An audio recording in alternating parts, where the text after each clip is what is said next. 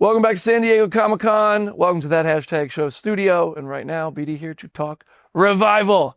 What's up, guys? How y'all feeling? Great. Good. After that introduction, Glad to right? be here. Revival. Your day just peaked. I'm so sorry. But now, first of all, how many Comic-Cons do we have between us in this room right now? I'm at my 11th Comic-Con. How many? I'm in my first. So your first con? Yeah. Have you seen anything yet? A little bit yesterday on the floor. That was it. Yeah. Okay. Walking to a booth to sign 1,000. First impressions? It's a madhouse. It is. It's an interesting place. So who knew there were this many crazy people on the planet? I mean, or crazed. Maybe not crazy. Sure, yeah, no, I feel crazed. Welcome to our circus. Thank you. Yeah. So 12 now? First time. Yep. First time. Oh, should I grab okay. this? Thank you. You hold it. So now we're at First time. 13. You've been here before. This is my fifth. 5th, 18. First. You guys, welcome Lots to of the... firsts here. Thanks for Oh having me. my... How about these guys? You guys have been here before. Are you talking San Diego? San Diego. Okay, so this is my second. Second, okay. My first one. Oh my God, we got a lot of first timers here. Yeah. Welcome to the circus, guys. I lost All right. count, but that's a lot of cons still between us. Okay. Like if you add them up. You had one job, and it was. I was like, I don't know, it's a 15. 11. We have- now we're invested. Science. 11. Okay. Yeah. Oh man. Newbies. Revival's awesome, guys. I like the trailer alone is getting people so excited. It's based on a graphic novel, which I want to talk about. But first, I want to hear from you guys. What was sort of your welcome to Revival moment where you looked around on set? Maybe you saw Revived, or you saw you like put on a costume for the first time. You're like, oh, this is we're in it. I feel it. What was your moment that made you feel This that? to be Arlene's head was probably the moment for me when I in the makeup chair going, good God. It was so disgusting. Oh man. And yeah. I would say also, yeah, the barn scene was so iconic, and with the scythe and the "Don't Tell Dad." I think when we shot that, I was like, okay, we're here. We have arrived. I would say shaking David's hand when we first met. I always come back to this, but it was like, oh, this is very indicative of where this character and this character will be going and their relationship from this point and how it grows. So yeah, even I before. think the crematorium is the opening scene in the pilot, right? That, I mean, you guys open with a bang. That would probably be from a viewing point of view. You know, you were there. That's a crazy scene. Yeah, for me, it became Revival, though, when you put on the hoodie. Like, that was kind of like seeing him put on the hoodie, and we were trying those out, and Luke was working with Judith, who's our wonderful costume designer, the whole time, and trying to get this right, but do our own version of it from the comic. But then seeing you put that on, we were in our office, and Luke and I are like, oh my God, right? It was pretty special. For me, I was going to say when we shaved my head. Yeah. Like, because I did a side shave when I no longer had hair on that part of my head. I was like, okay, This is new. this is a character now. It'll be a little that nerve-wracking. I'm ready to embrace. Okay, I was a little bit nervous going into it, but it was actually the most freeing feeling ever, and it was like cathartic. I highly recommend you do it. I might after this. I'll just pop over. Guys, there is a couple now of big Image comic series with zombies in them that are becoming big hits on television. I'd love to hear what you guys think was the way into. Obviously, it's a very different series in comics and on TV. But what was your way into, finding Revival stamped for live action?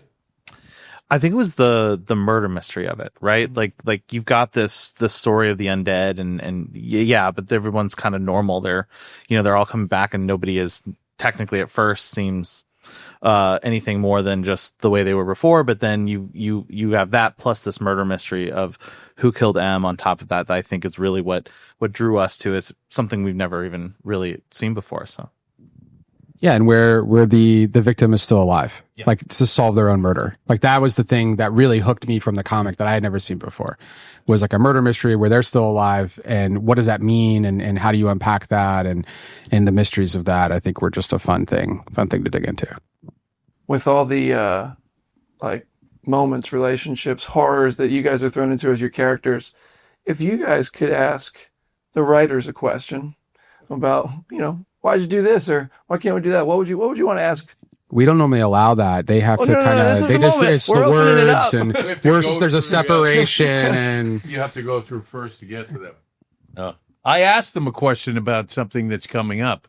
It's coming up, right? It has not come out yet. well, I don't even know which one you're talking about. They're like, no, it's happening. I said, I don't really. You really want to do that? Oh yeah. Yeah. I mean, yeah. And it's still in there. So there's It's no still in there. talking to them. That's it. What I They're said. very headstrong and immovable. Not true. I do think what you're Just on talking that about, point. I'm really excited. I think it's a really, it's like, yeah, like I get what you're saying, but also I think it's a really human thing that happens. I mean, it is. I just felt, I went character assassination maybe, or felt that way. Felt that way. I mean, look, okay. I think it's fun to, when you're making a show, is you need to beat up your characters, right? And I think that's something that, because watching them get unstuck, right, I think is a fun part of this. And nobody wants to watch a character that's just the same the whole way, right? You want to throw more odds at them. I mean, look at what we do with Dana in episode 6 alone, and how many things are stacked against her in order to get to her son and to get to her sister. And it wasn't enough to just, have the Chuck brothers and all this. It was also add in Brent in a fight and, and being in a hospital, but like all these things. So you want to stack these things because it'll be more rewarding to watch them unearth and come out of that on the other end. And what's a show without conflict? It's like, well, then we're just patting each other on the back, being like, conflict. we're great. Yeah. But you're right. But I mean, at the time, I'm not talking about that I'm still chewing on that bone, but at the time I went to, they were like, no, sorry, get out. The cool thing about the question is I feel like a lot of the question, the beautiful thing about the question is I feel like we had questions and we asked all of them on set and we had them like really right there and there was always open conversation. So I don't want to tell you what question I would ask them because it would give something away, but they give very helpful answers. I would like to ask them season 2. Yeah. That's the question. Yeah. There we go. What happens next Yeah. And before Dana goes to space? That's season 4. Yeah. And that's when I What is this, Fast and Furious now? Are we really? Yeah, I'm out. No, I like, hey, but if we keep talking about the show, we'll get a season 2 and then we'll have a lot of really fun stuff to do. Yeah. Luke and I have plans. We got plans. How does fan reaction factor into what you guys do with the show? Do you guys have, like, everybody says don't read the comments, but we all are going to read a little bit. We read the comments. So does fan reaction, fan expectation ever kind of factor into what you guys are doing? Yeah, I mean, it's got to when you have an IP like this, right? Yeah. Like, it's like people love it and it mattered to it. But it also mattered to us to make our own spin on it. I mean, we're artists. We want to, we want to put something out that comes from within us, right? Like that's, if we don't do that, then it's just not going to be interesting. It has to come from within. And so to come from within, you have to adapt and you have to have your voice in that. So it was important for Aaron and I to have our voices be present in this, even though we wanted to honor the comic and we wanted to do what the comic is. And we know that there was stuff that, that the fans were going to want to see. And we tried to put that in there as much as we can, but then we wanted to kind of take our own way. It was also really interesting because we were talking about this yesterday. You obviously want to honor the comic, but then it's like what we each bring as an actor. You have to respond to what you're getting, and so there's a certain point when you have to kind of go. I'm also just going to honor what we're each offering as humans, and otherwise, it's not truthful anymore. Exactly. Yeah. Mona, I think it's awesome that you get to serve as an EP on this as well, as acting in it. Does that kind of, like, how does that feel, and what sort of opportunities does that present you when you're playing a part, but also, working so closely with everyone to bring the show to life? I think I will take this now. I just wanted to make sure you had. You were doing great. I think being an EP is great because it does make me feel like.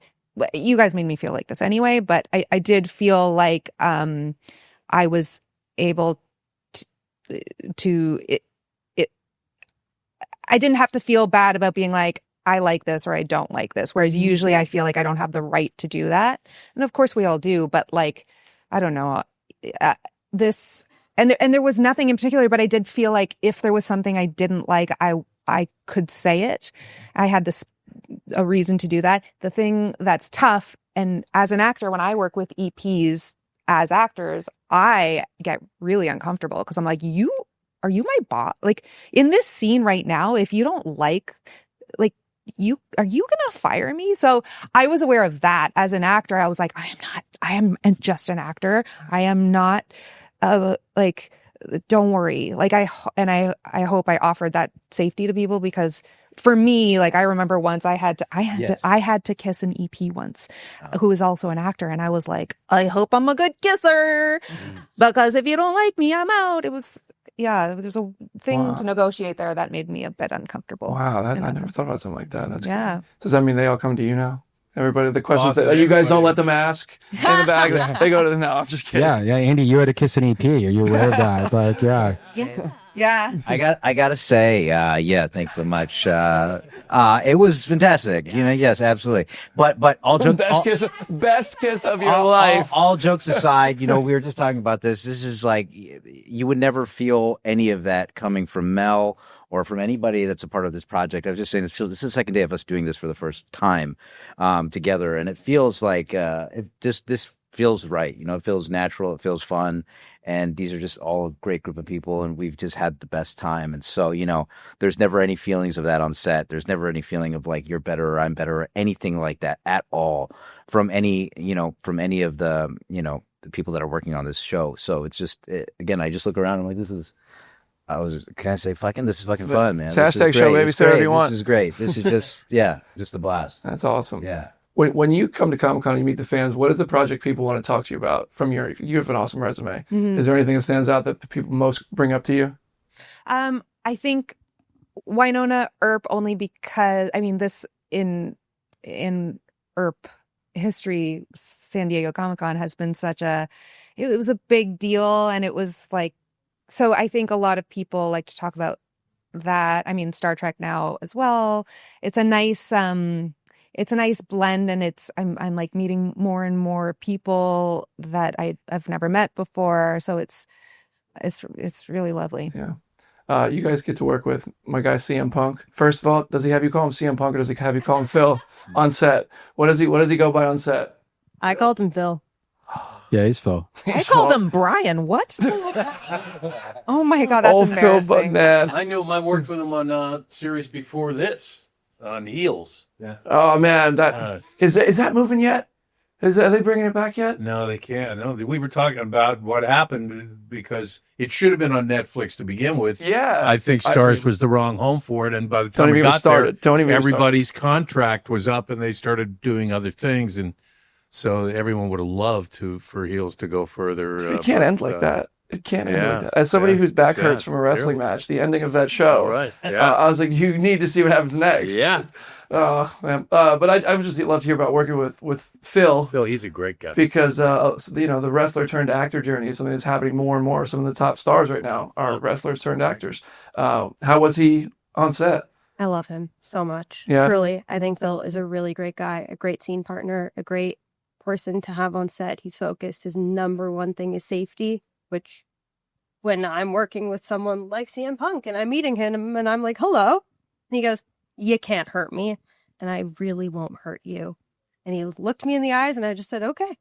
And I just found he is so energetic, and he appreciates that people appreciate him too. And he was very kind and patient, because a lot of people really wanted to chat away. But when we got to work, he's fantastic, and I trust him as a scene partner. And through that, I now would like to call him a friend. And I think that I saw he called me a violent little girl recently, and I loved it. And it's now my claim to fame amongst all my friends. So That's great. If he calls me a violent little girl, I'll tell you, he's wonderful. Oh man, he's the best in the world, self-proclaimed, but he is the best in the world. He is the best in the world. Sounds like you have an opinion there. Hey, if he ever wants people have CM Punk opinions. I love CM Punk, man. I think it was fun though, just to like also put him in a little bit of a wrestling scene, Dude. So it was like, if we're gonna get someone to play Anthony Check, and we always knew what was going to happen there, it was get someone that's like in a headlock and turning and wrestling and doing all this and the physicality of that. And I remember when I told you we were on set, and I'm like, so I think Anthony Check's going to be CM Punk, Phil Brooks, and you lost your mind. And then I told you what you're going to do to him, And it was a lot of fun to see Romy's face. Did he pitch hitting like a GTS on somebody? He said, let me do my finisher. I wanted to do it to him. No, actually. Oh my God. Oddly enough, there's a thing that got cut that I don't even know if you guys are aware of this. There was a scene where when you're in the hospital, you're watching the TV in the hospital, and a scene comes on, a wrestling scene with him, and he does a move. He does his finishing move, and then you're like, I could so do that. And then the idea was that you were going to do that move at the end. Now, we couldn't license footage to show it in time. Well, TKO is so easy to work with. What do you mean? Look, I mean, we went through the rabbit hole. It was there. And then the scene where you would have done the move had to get streamlined too. And that's unfortunate. But hey, if we get a season 2, there could be a move. I don't know. We could find something. How are you going to... The Rock hit a rock bottom in Fast and Furious. It would be in the same show. It would be like the character CM The Punk, move and isn't this trademarked. is Anthony Chuck. All right. He also had a lot going on. There was a lot going on that right. day, and we just got to chill and chat with him. Yeah, we made him miss his plane. Yeah, that was funny to say that. He had a thing. He had a big thing. Oh, did he miss his plane? Yeah, we both. Oh, yeah. He and I in that block both missed our planes. It was very... Oh my God. I'm on set, like literally searching flights to get a connecting flight because WWE, I don't know how much I should say. I know that people were not happy, and I'm like looking at Phil and he's not happy. And I'm like, oh my God, I worked this all out to get you here, and I have to get you to like whatever event he's fighting Roman Reigns or something as fast as we can. And I'm like, oh my God, I've ruined everything. Like I've ruined everything. Like what has happened? And searching on set, trying to get him a flight. No, it wasn't. Samir was amazing. Samir's our director. He was amazing. No, it was just the weather that delayed the first flight, and we had to drive. You're in New Brunswick. There's not a lot of airports, There's 2 flights a day. yeah. So it was just and a blizzard and everything, just all the elements. Murphy's Law, just blah. Were you guys filming New Brunswick? Yeah, up in not New Jersey, New Brunswick, in Canada. Oh, I was like, wait a second. Hold on. Yeah. A lot of people think New Jersey. I would have known that. There's no. Yeah. All right, guys. St. John. Well, thank you so much for coming by the Hashtag Show studio. We got to let you guys get to the next interview. Thank you. Revival. Thanks a lot. It's awesome. You guys are kicking ass. Thank you.